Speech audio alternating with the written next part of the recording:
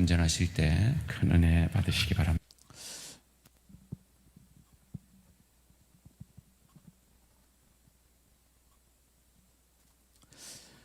네, 반갑습니다. 이 오후 시간에 하나님께서 주시는 은혜가 우리 각 사람에게 부어지기를 간절히 소망합니다.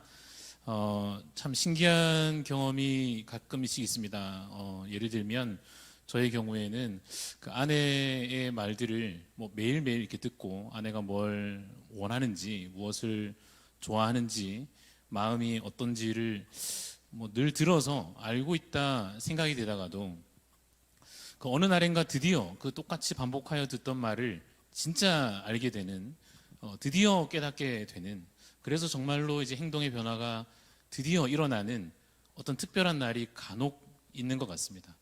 그렇지 않습니까? 그래서 오늘 우리가 함께 듣는 이 말씀 가운데에서도 어쩌면 듣던 말씀, 어쩌면 내가 들어서 아는 말씀이라 여겨지던 것이 오늘 좀 특별하게 여겨지고 받아들여져서 우리의 삶의 변화로 또 깊은 깨달음으로 나아갈 수 있어지기를 간절히 소원합니다. 소원하십니까? 소원합니다.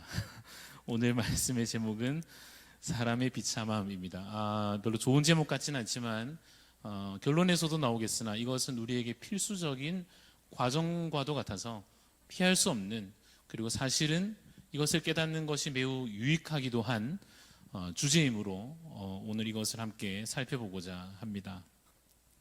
마이크를 제가 참고로 이렇게 손에 드는 이유에 관해서 혹시 궁금하신 분들이 계실지 모르겠지만 특별한 이유는 없고 이렇게도 해보고 저렇게도 해보는 중입니다. 그래서 어떤 분이 좀 불안해하시는 것 같습니다. 양 목사님 뭘 어떻게 또 새롭게 하시려고 그러시나 하는 걱정이 있으신 분들은 부담을 내려놓으시고 하여튼 좋은 쪽으로 제가 잘 맞춰 가볼 테니까 네.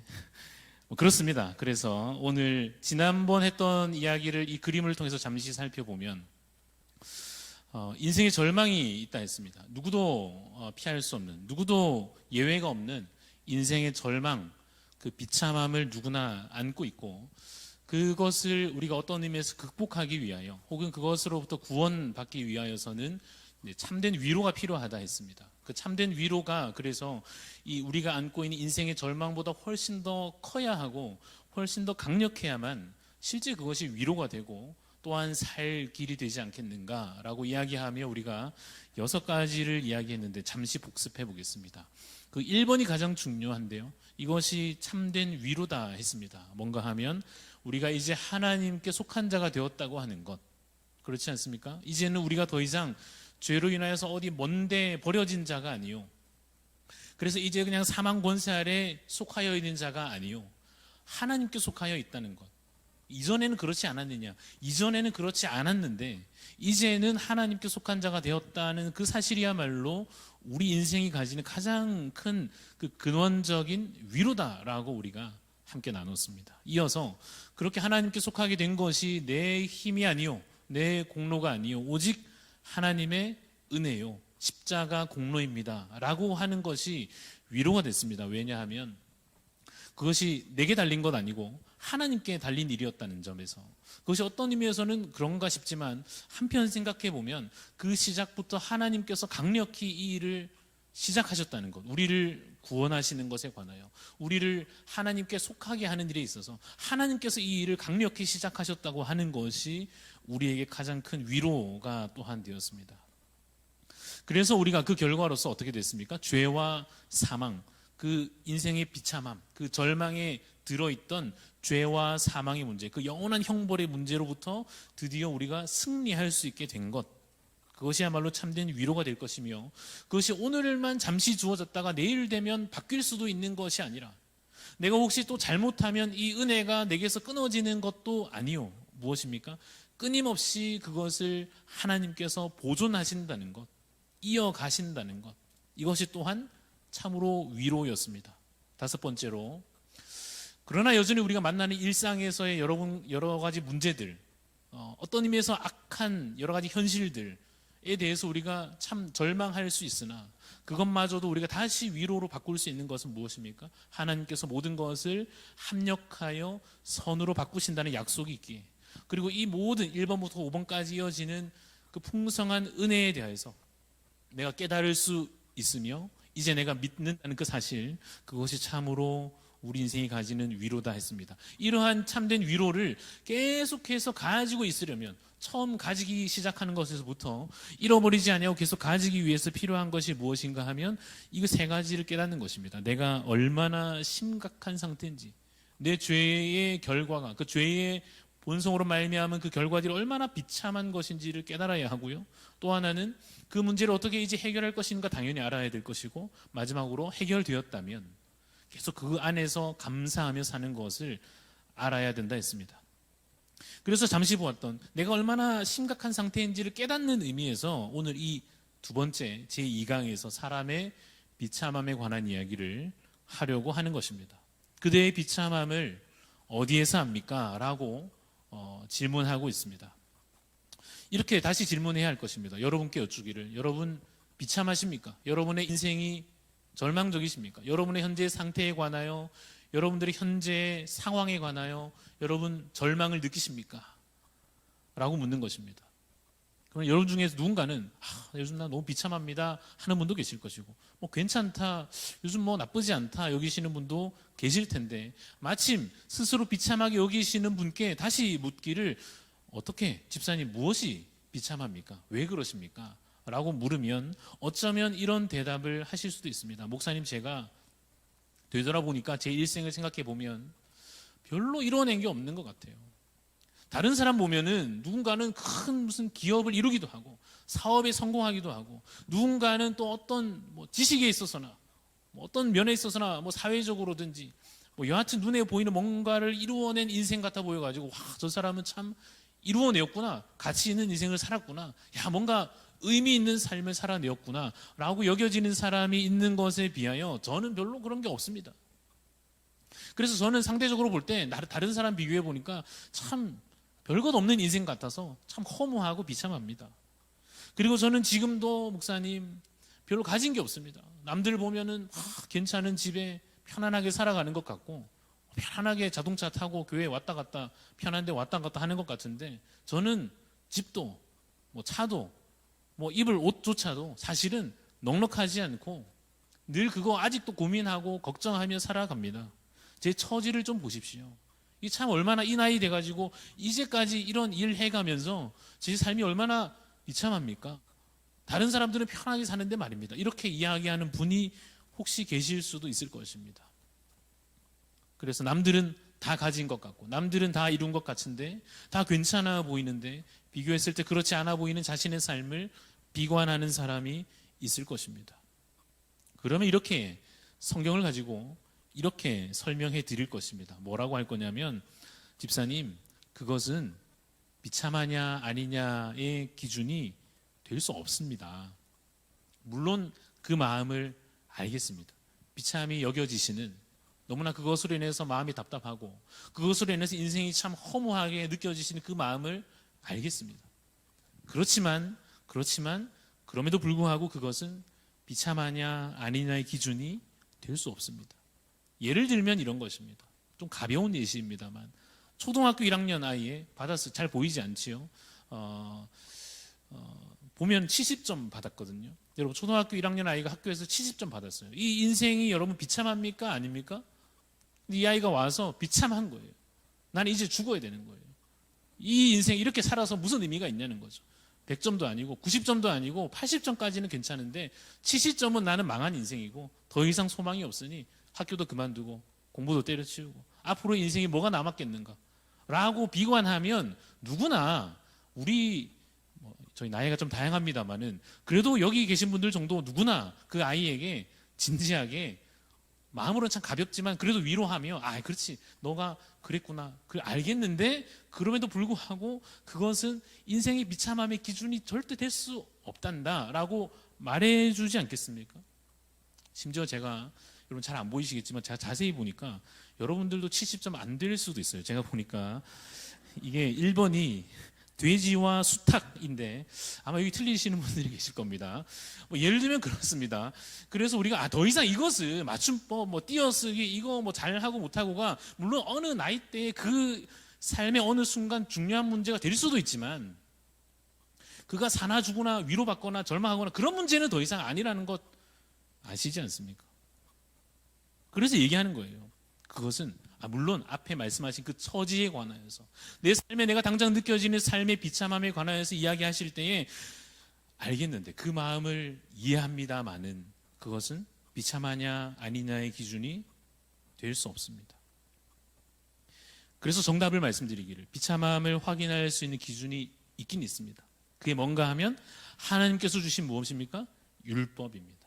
그래서 이렇게 답할 수 있겠지요. 그대의 비참함을 어디에서 압니까? 무엇을 통해 알 수 있습니까? 하나님의 율법을 통해서 알 수 있습니다. 여러분들 사실 이 비참함에 관한 얘기는요, 이 질문과 조금 비슷한 점이 있습니다. 잘 보시면 여러분 한 번씩 이 질문을 설교자들이 하실 때가 있을 겁니다. 여러분 당신은 죄인입니까? 의인입니까? 물으면 막 손 들어보라 그러고 죄인입니다. 손 들어보세요. 의인입니다. 막 손 들까 말까 막 고민되지 않습니까? 여러분 어떠십니까? 잠시 고민해 보시겠습니까? 여러분 죄인입니까? 의인입니까? 함부로 답하지 마시고 이게 또 틀릴 수 있기 때문에 둘 다 맞을 수 있습니다. 그렇죠? 예수 믿지만은 그래서 한 가지만 선택해야 된다면 여러분 가차없이 고민하지 마시고 의인입니다라고 답하는 것이 더 나은 답이 될 것입니다만은 그럼에도 불구하고 여전히 우리가 죄인의 본성을 갖고 있습니다. 여전히 죄인의 상태를 안고 있습니다. 그렇죠? 그러한 의미에서 우리가 아직도 우리는 죄인입니다 라고 말하는 것이 틀리지 않습니다. 그러나 굳이 둘 중에 하나 고르라 그러면 우리는 이제 담대히 믿음으로 우리는 이제 의인입니다 라고 답할 것입니다만은 이 말을 우리가 한편 죄인으로서의 상태를 가지고 있는 것과 비슷하게 당신이 비참합니까? 라고 물으면 우리는 더 이상 비참하지 않습니다. 그렇죠?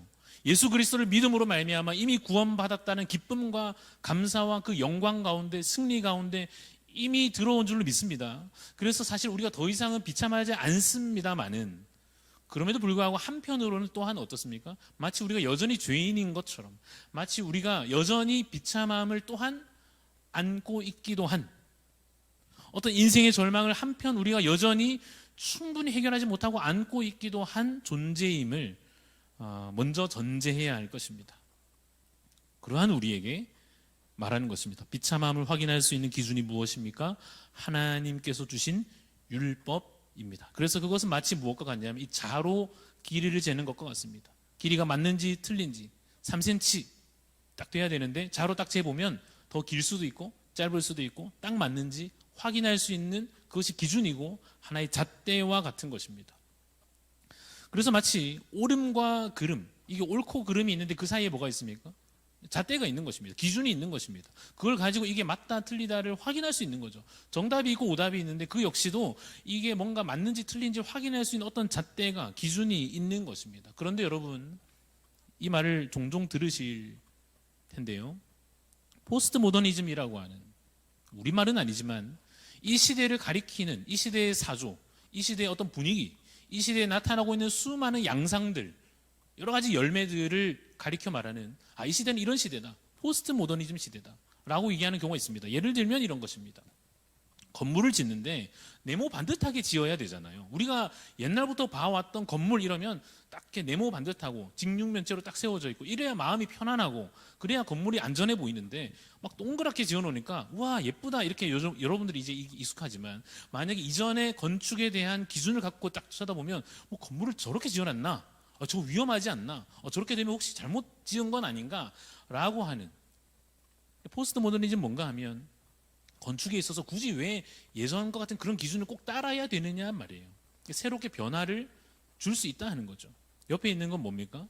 이 엄청난 미술 작품입니다. 우리 눈에 보기에는 그냥 변기여가지고 뭐 지저분한 걸 저렇게 찍어다가 띄워놨나 싶은데 저게 엄청난 미술 작품으로 여겨지고 평가받고 돈 주고 누가 사고 하는 시대가 돼서 이게 뭔가 싶은 미술이면 뭔가 그림을 예쁘게 잘 그려놓든지 조각을 아름답게 해놔야 되는데 이제는 그 기준에 대해서 틀에 대해서 깨뜨리는 것이 미덕이요 깨뜨리는 것이 아트고 깨뜨리는 것이 창의성이고 이것이 오늘날의 아름다움이다 라고 말하는 그러한 포스트 모더니즘적인 방식들과 사고들과 문화와 이 분위기들이 있습니다.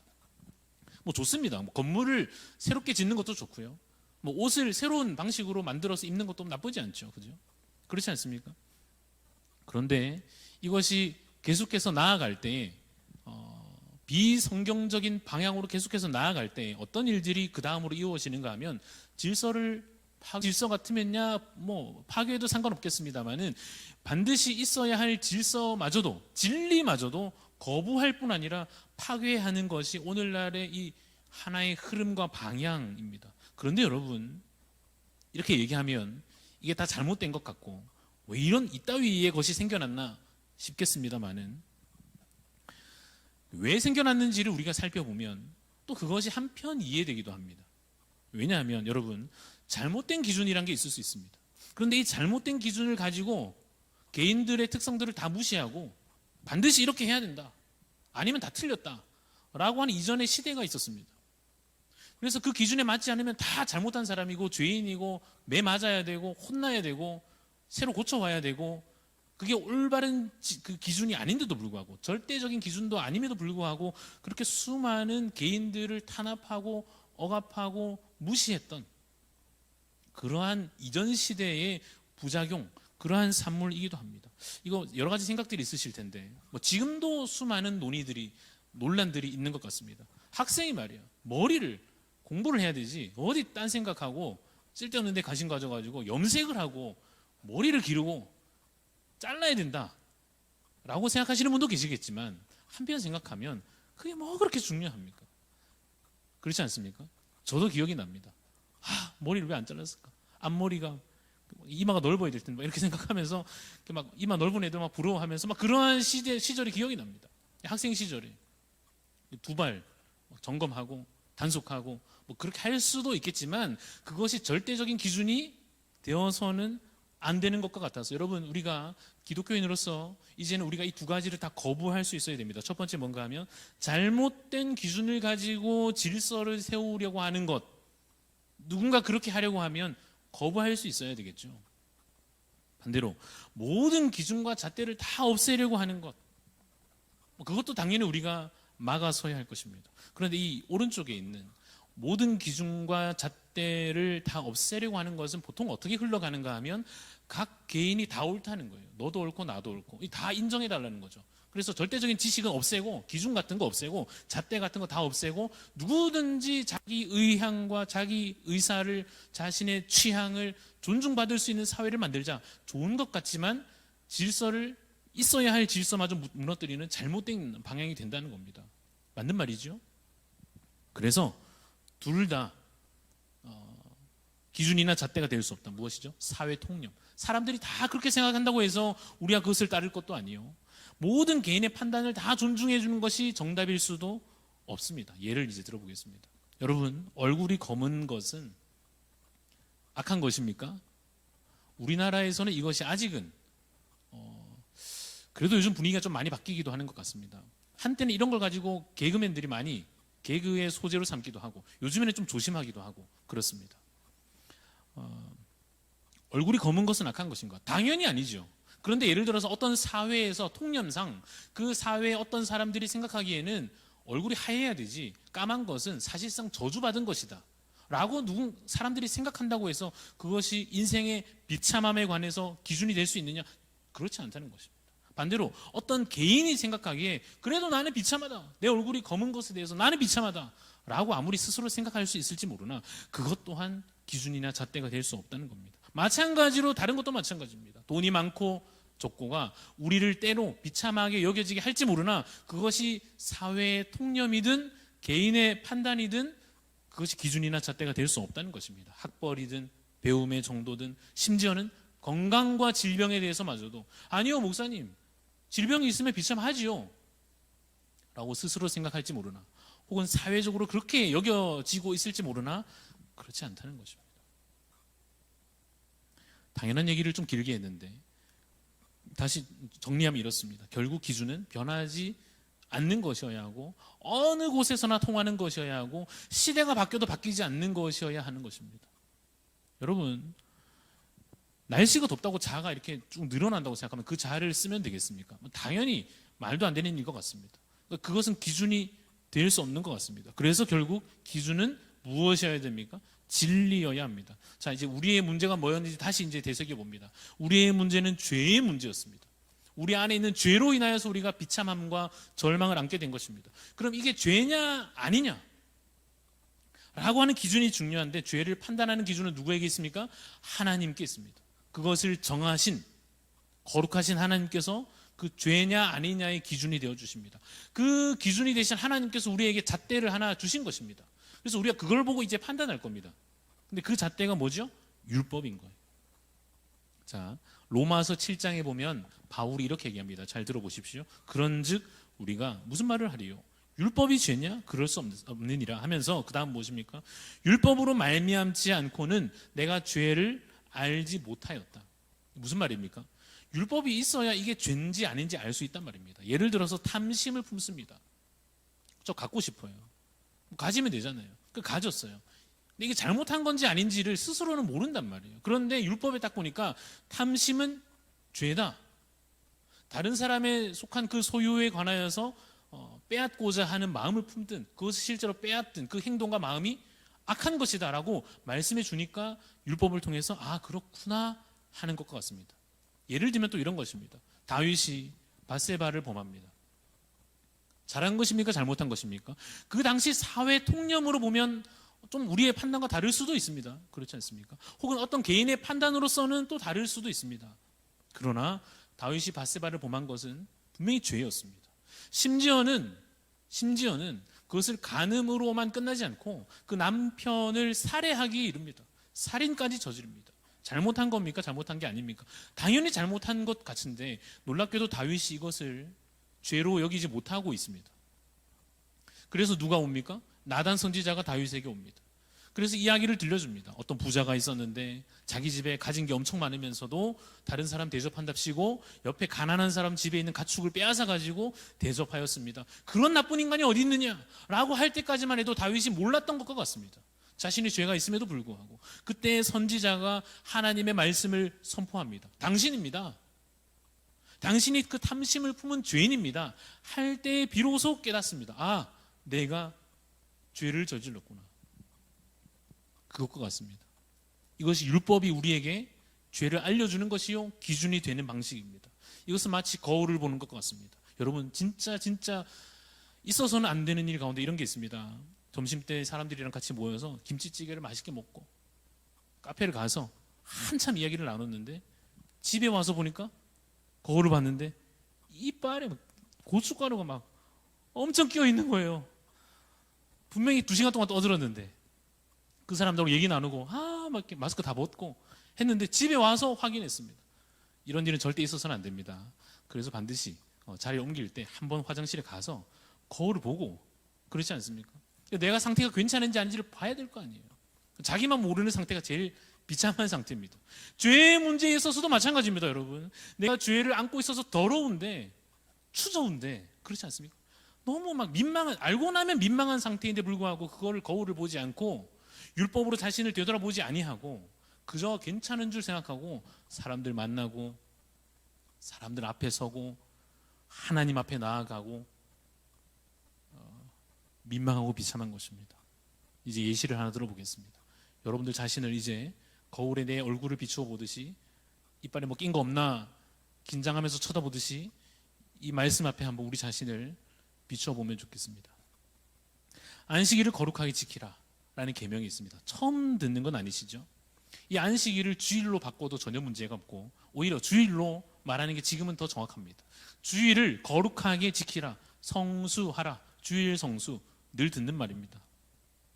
그래서 이것을 통해서 우리가 자신을 확인합니다. 근데 그것을 알기 전에는 몰랐던 거예요. 뭐 주일날 등산 가고 주일날 오랜만에 사람들 만나서 좀 시간 좀 보내고 좀 너무 피곤해가지고 전날까지 너무 고생했으니까 좀 일요일인데 하루 좀 들어누워 쉬고 그러다가 이 말씀 앞에 서고 나서요. 주일은 거룩하게 지켜야 되는 거구나. 예배를 드려야 되는 거구나를 깨달은 겁니다. 그런데 여러분 매주 해야 돼요? 한 달에 한 번 정도 해도 돼요? 한 달에 한 번 정도 하면 되는 줄 알고 한 달에 한 번 정도 한 거예요. 3주는 쉬고 한 달에 한 번 하면 됐지 하고 생각하고 괜찮다고 생각하는데 하나님의 율법 앞에 다시 정확하게 서며 그 의미들을 좀 더 배워갈수록 알게 되는 것입니다. 매주 하는 거구나. 혹시 모르셨다면 깨닫고 매주 하는 몰라서 내가 안 했지. 가르쳐 주셔야지. 매주 하는 거군요 해서 이 사람이 이제 매주 하기로 다짐합니다. 매주 해보니까 좀 더 아쉬운 것 같아가지고 아침에도 예배드리고 오후에도 앉아있고 왜 주일에는 새벽 기도가 없나 아쉬워하면서 내일부터 해야 되겠다 하면서 새벽 기도를 막 매일매일 열심히 하고 그런 마음으로 예배를 드려서 이제는 다 된 줄로 생각한 거예요. 다 됐습니까? 다 안 됐습니까? 다 안 됐으니까 묻는 건데 하이델베르크 요리문답에서 그 다음 질문을 이렇게 묻습니다. 질문만 먼저 보십시오. 하나님의 율법이 우리에게 요구하는 것이 무엇입니까? 다 읽을 것 없이 여러분 아는 말씀이라서 딱 요약해서 말씀드리면 이것입니다. 내가 하나님의 율법을 잘 지켰는가를 통하여서 우리 자신을 들여다볼 겁니다. 이빨에 뭐 낀 거 없나? 들여다보면 긴장감을 가지고 혹시 이 말씀 앞에서 내가 혹시 지금 더럽지 않은가? 거룩한 삶을 내가 잘 살고 있는가? 볼 거예요. 근데 거울에 뭐라고 적혀 있다고요? 안식일을 거룩하게 지키라 되어 있어서 내가 안식일을 잘 지켜서 괜찮은 줄 알았는데 이 질문 앞에 서 보니까 하나님의 율법이 우리에게 요구하는 것은 무엇입니까? 하나님을 사랑하고 이웃을 사랑하는 거예요. 그래서 다시 한번 머릿속에 돌려봅니다. 내 죄에 대하여 기준은 율법이고 그 율법 가운데 여러 가지 있지만 그 중에서 특별히 안식일을 거룩히 주일을 거룩히 지키는 것. 그래서 내가 열심히 매주 뭐 주일뿐만 아니라 다른 날들에도 예배하고 특별히 주일날 할 수 있으면 막 부서에도 가고 오전 예배도 드리고 오후 예배도 드리고 소그룹 모임도 하고 따로 또 예배 드리고 하여튼 개인적으로 기도도 하고 하여튼 10번 20번 다 해서 괜찮은 줄 알았는데 그게 아니었고 뭐였죠? 질문이 오기를 사랑하였는가? 하나님을 그 예배를 통하여서 거룩히 하나님께 이 하루를 드리는 데 있어서 하나님을 정말 사랑하셨습니까? 옆에 있는 사람들을 사랑하셨습니까? 라고 질문을 받아보니까 자기 자신을 되돌아보건대 어땠느냐 하면 습관이었던 거예요. 이제 얼추 몸에 배워가지고 뭐 주일날 아침부터 와서 오후까지 앉아있는 거 별로 힘들지 않아진 정도의 상태로 앉아만 있었던 것입니다. 그러면 그것이 하나님 율법 앞에서 떳떳한 상태가 되었느냐? 아니요. 왜요? 사랑이 아니니까. 심지어는 이제 자랑하기 시작하는 거예요. 다른 사람과 비교하면서 내 자신에 대하여 좀 이렇게 뿌듯하게 여겨지는 거예요. 그 행위에 관하여서 내가 해낸 그 결과에 대해서 자랑하는 것입니다. 때로는 이것이 하나의 의무가 돼서 안 잘리려면은 목회자로서는 그런 게 있습니다. 가끔씩 안 잘리려면 해야 되지 않겠는가 라는 정도의 의무감을 스스로 만약 가졌다고 생각해 보시면 내가 교사인데 가야 되지 뭐 그런 때가 있습니다. 그러나 단지 우리가 드리는 예배와 주의를 거룩하게 지키는 것이 이 세 가지 정도에 머물러 있었다는 사실을 확인하고 나면 뭐죠? 사랑하였는가? 사랑하지 않았으니까 내가 여전히 더럽구나. 내가 여전히 절망적이구나. 나 아직도 아니구나. 열심히 찬양을 불렀는데 그렇지 않습니까? 예수 이름으로 마귀는 다 쫓아갔는데 내 자신을 다시 돌아보니까 사랑은 없고 습관과 자랑과 의무만 남아있으면 아직도 아니구나. 근데 누군가 또 이렇게 물어볼 수 있습니다. 아니 목사님 근데 안 하는 것보다는 하는 게 낫지 않나요? 우리 와 있으니까 우리끼리 얘기로 그렇지 않습니까? 지금 집에 간 사람들도 있는데 안 그렇습니까? 피곤하다고 바쁘다고 집에 간 사람도 있는데 그래도 내 마음에 사랑은 부족할지언정 안 하는 사람보다는 하는 게 낫지 않습니까? 그렇지 않습니까? 사실은 이 얘기는 그래서 안 하는 분들한테 하는 얘기가 아니고 하고 계시는 여러분들께 하는 질문이요 하고 계시는 여러분들께 드리는 말씀입니다. 무슨 말씀을요? 우리가 하나님 앞에 율법 앞에 서서 말씀 앞에 서서 내 자신을 돌아보면서 우리가 괜찮은가? 아니구나. 왜요? 사랑이 아직도 아니구나. 온전히 사랑으로 찬양하고 사랑으로 말씀 듣고 사랑으로 하나님 앞에 헌신하고 섬기고 여전히 내가 부족하구나. 여전히 자랑이고 여전히 습관이구나. 이것을 돌아봅시다를 와 있는 여러분들께 드리는 말씀입니다. 무슨 말씀인가요? 우리가 여전히 온전치 못하다는 거예요. 어떤 계명을 하나 가져와도 너는 나 외에는 다른 신들을 내게 두지 말지니라. 그 1번 계명에서부터 몇 번을 가져오든지 어떤 다른 계명들이나 율법이나 하나님의 말씀을 가져오든지 그 말씀 앞에서 우리가 그 어느 것 하나도 온전치 못하다는 것입니다. 뭔가 우리가 했다고 해서 오늘 나 10분 전에 도착했어. 심지어 한 30분 더 앉아있다 갔어. 했다고 해서 그 사람의 행동이 더 나음을 확보해 주지는 못한다고. 왜요? 마음이 중요하니까. 끊임없이 하나님은 우리의 중심을 확인하시는 것입니다. 바리새인들이 무슨 실수를 저지릅니까? 했다고 생각하는 거예요. 그래서 거울을 비춰봤는데도 괜찮네, 깨끗하네 이렇게 생각한 것입니다. 아니요, 그들은 그 누구보다 더러운 상태였습니다. 율법을 아무리 행하여도 2배, 3배를 행하여도 금식은 남들보다 몇 배를 더 한들 더러운 상태였던 까닭은 그들 가운데 뭐가 없으니까요? 사랑이 없잖아요. 주님을 사랑하지 않잖아요. 죄인들을 사랑하지 않잖아요. 우리도 마찬가지로 예배를 그래서 드리지 맙시다가 아니라 똑같은데 그만합시다가 아니라 우리가 여전히 앞으로 나아가고 있는 것 같으나 여전히 우리 가운데 남아있는 부족함에 관하여서 확인하게 되는 것입니다. 주님, 제가 여전히도 죄인입니다. 말씀 앞에 서보니, 그 율법의 말씀 앞에 사랑하였느냐 물으시는 질문 앞에 서보니 여전히 주님, 제가 부족합니다. 그런 줄 알고 그 다음 질문이 이것입니다. 그대는 이 모든 것을 완전하게 지킬 수 있습니까? 그 앞에 질문이 뭐였습니까? 하나님을 사랑하고 내 이웃을 내 자신같이 사랑하라 하신 그 말씀 앞에서 그 계명들을 완전하게 지킬 수 있습니까? 그 답은 이것입니다. 절대로 지킬 수 없습니다. 나는 본성적으로 하나님에 대하여 나의 이웃에 대하여 미워하는 성향. 아니요, 목사님, 저는 하나님 사랑합니다. 그렇죠. 그걸 부정하는 것이 아니라 여전히 우리의 마음 가운데 부족함이 있습니다. 우리가 아내에게, 남편에게, 자녀들에게도 사랑하지요. 그러나 부족한 것과 같이 하나님께는 더더욱 보이지 않아서 우리가 주님을 잊어버리고 주님을 매 순간 사랑하지 못한 채로 살아가더라 하는 것입니다. 그래서 오늘 중요한 주제는 사실은 이것입니다. 한번 읽어볼까요? 시작. 전적으로 무능함. 이것을 깨닫는 것입니다. 내 상태에 관하여서 우리 존재가 어떻습니까?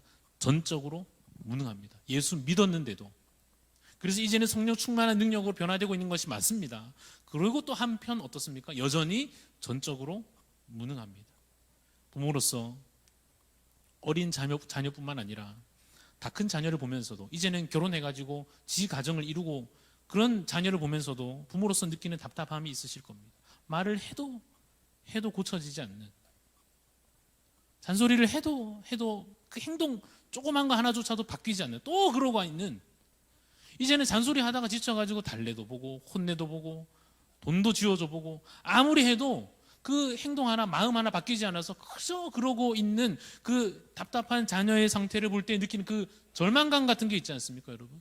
그 절망감을 이제는 우리 자신에 대하여 느끼는 것입니다. 왜 쟤 이렇게 안 바뀌나 하는 것을 우리 자신에 대해서 느끼는 것입니다. 무엇을 기준으로요? 하나님께서 주신 율법의 그 말씀을 가지고 우리 자신을 돌아볼 때마다 절망하는 것입니다. 왜 나는 바뀌지 않는가? 왜 이 예배 드리는 거 하나조차도 나는 더 나아지지 못하는가? 왜 이 다음으로 나아가지 못하고 여전히 습관이고 여전히 자랑이고 여전히 의무에 머물러 있는가? 찬양 하나 이렇게 고백하는 것이 왜 이 상태에 머물러 있는가? 절망하는 것입니다. 왜 나는 저 형제에게 다가가지 못하는가?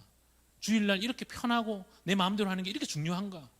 왜 나는 섬김으로 나아가지 못하는가에 관하여 그 주시는 계명들과 하나님의 말씀 앞에서 우리 자신을 돌아볼 때 어떻게 보면 잘하는 것 같다가도, 목사님은 칭찬해 주셔서 좀 기분 좋다가도 말씀 앞에 서서는 또다시 절망하는 것입니다. 왜 더 나아지지 못하는가에 관하여서. 사랑하는 성도 여러분, 제발 다른 기준으로 자신을 비참하게 여기지 마십시오. 돈이나 명예나 외모나 또 뭐 있겠습니까? 하여튼 간에 뭐든지 간에 우리가 손에 쥐는 것에 관하여, 이 땅에서 가졌다가 버리고 갈 것에 관하여서 그러한 다른 기준을 가지고 자신을 비참하게 여기지 마시기 바랍니다. 비참하게 여겨야 할 기준이 따로 있습니다. 그 거울이 있습니다. 집에다가 곳곳에 거울을 설치해 놓고 어디를 가도 내 자신이 비추어 보이게 하는 것처럼 말씀을 어느 곳곳에든 내 손목에든 이마에든 어디에든 붙여놓고 그 말씀이 거울되어 내 자신을 비추어 내 자신을 확인하게 하는 그 말씀에 대한 점검, 내 자신에 대한 점검을 반드시 매일매일 매순간 하실 수 있기를 간절히 소원합니다. 여러분, 우리가 믿는 기독교는 우리에게 구원을 약속합니다. 우리를 죄와 사망으로부터, 인생의 절망으로부터, 비참함으로부터 구원하여 주시기로 약속하여 주셨습니다. 예수 그리스도는 우리에게 그래서 생명을 분명히 약속해 주신 것이 맞습니다. 그런데 우리에게 그 앞 과정에서, 우리를 구원하시는 그 과정에서 뭘 요구하시는가 하면 오늘 이 말씀과 같이 철저한 좌절을 요구하십니다. 한번 완전히 좀 망하게 하시는 것입니다. 아니, 그것을 망했다고 여기게 하시는 것입니다. 아까 우리 해본 것처럼 예배 하나도 이렇게 똑바로 못 드리나 싶은 그 절망감을 느끼게 하셔서 다시 구원의 자리로 우리를 이끄실 것입니다. 오늘의 마지막 페이지입니다. 구원에 이르는 필수 과정이니까 난 여전히 왜 이런가 하는 그 과정은 구원에 이르는 필수 과정이니만큼 안심하시고, 목사님 어떻게 안심합니까? 그렇죠. 그 마음으로. 내가 이 죄를 보고 내가 어찌 가만히 있습니까? 그렇죠. 그 마음으로 예배가 나아지고 거룩함으로 나아가되, 그러나 또한 그것이 진짜 끝없는 절망으로 갈 것이 아니라 한편 안심하시고 절망하시기를, 이 아이러니 같은, 그렇죠. 그러나 그곳에 우리가 구원으로 걸어가는 길에 힌트가 있고 지혜가 있는 줄로 믿습니다. 그래서 오늘 말씀대로 인생의 비참함에 대해서 절절히 깨달으시되 그것이 다시 예수 그리스도로 향하는 은혜의 길로 이어지시기를 간절히 소원합니다.